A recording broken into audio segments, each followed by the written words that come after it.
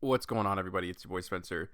Taking a look at Vanquish Soul. I have not looked at these cards yet, and to be honest with you, I don't really know what they do, but I do know that they are level 4 monsters, and if you follow this channel, I think you know where this is going.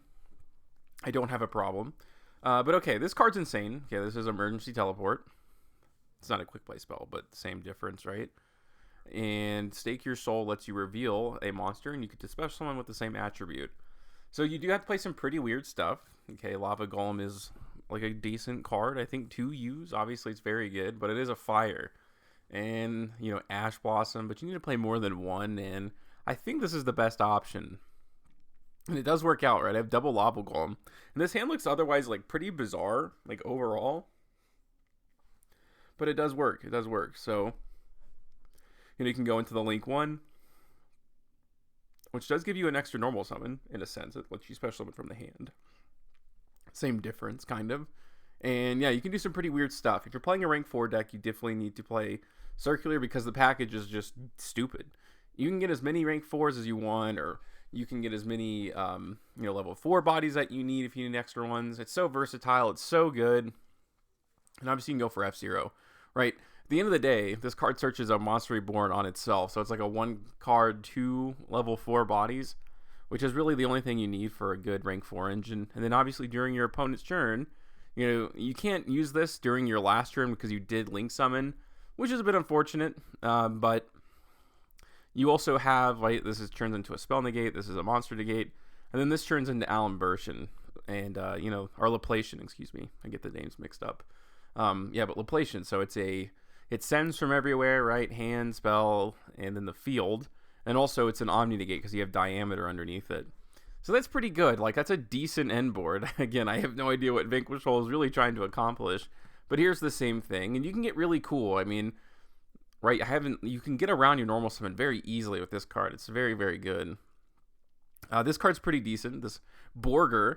And lets you draw a card if you have a dark monster. It's okay. It's like a 1-up for me. I can search it at the right time if I need to, and it can also return this to the hand too. So it is what it is.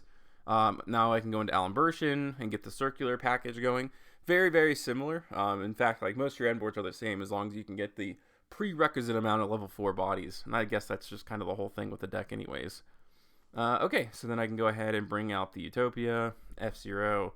And then I get the Monster Reborn, which is searched off the Dark One. This is a new card, if I'm not mistaken. I think it's just coming out. And it's pretty good. I mean, the fact that you have to reveal double fire does kind of stink, but I think that's why you have to play cards like Ash Blossom and Lava Golem. A lot of the times you don't need your normal summon, which is pretty decent. Okay, so here's a couple of duels. Kind of funky. This is a very weird duel. We both, I have nothing, right? I also play Contact C. Surprisingly, a pretty good card. I think this is one of the best formats for this card, to be completely honest with you, right? It's good against Sprite after they use the Link 2 to send, right? That'd be like the perfect time to use it. Pearly, I don't think can use it like at all. And I think it's also bad against Kashtira, if I'm not mistaken. It's kind of silly, but it is an Earth, and Earth and Fire are the only like 2 important ones. Okay, he's going to go ahead and Ghost Ogre, but that doesn't really do anything in a sense because I get a free special summon and then I can kind of bring it back. The last card in hand was Ash Blossom, so that does kind of stink, but this card is super recursive, right? Anytime you can trade a 1-for-1, that's not really because you also get to use this effect during the next turn, it makes you feel really far ahead in terms of card advantage.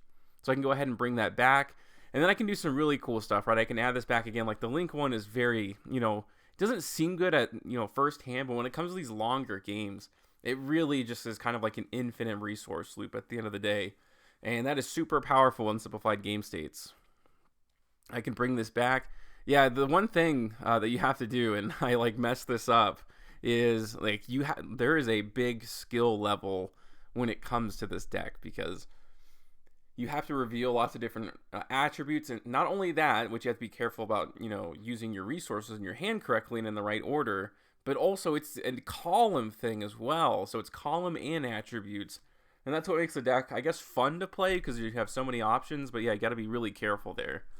I can bring out the last body there. I can get the super factorial, turn into an early Laplation, so that's going to send from everywhere. And I have another one on deck, obviously, for next turn. And I'll play one more here. Again, a pretty bizarre hand. Contact C, I think, is going to put in some work.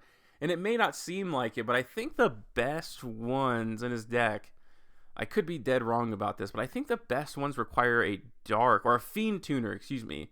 So, yeah, I thought so. So take a look. This is really going to come up. Again, I think this card's kind of underrated, to be completely honest with you. Just because it's good going first or second. I think that's also a big factor here. You know, like, generic links are just, like, becoming less and less common. Depends on the deck, obviously. And, yeah, there are times when you can, like, do normal stuff. And this is funny, like, the deck does exist as a standalone rank 4 if you have the right hand, because that's really what Vanquish Soul is for. This was when I was playtesting and I forgot to put an extra one, but in this case I did not link summon at all.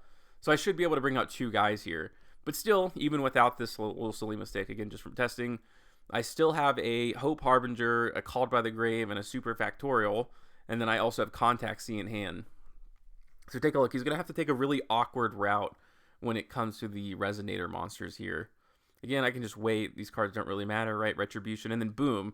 Now, he does have a generic 8, but now, like, he can't go into the one that brings it back and does all of that. It gives me a much better opportunity to use a card like Super Factorial, I feel like.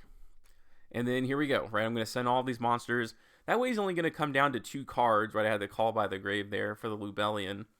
And I have an Omni Negate out of it. Plus, you know, he's going to try to use this, but I'm going to send it. So obviously the effect's not going to go through. Yu-Gi-Oh is very strange. And he lost. You know, I still have Hope Harbinger. I still have Battle Protection too, which is, like, pretty underrated. Especially because of the Link 1. I think I've barely scratched the surface of potential when it comes to this kind of bizarre deck. But yeah, this is what I thought of with Vanquish Soul. Let me know what you guys think about this in the comment section down below. Other than that, that's going to do it for today's video, and I will see you guys next time.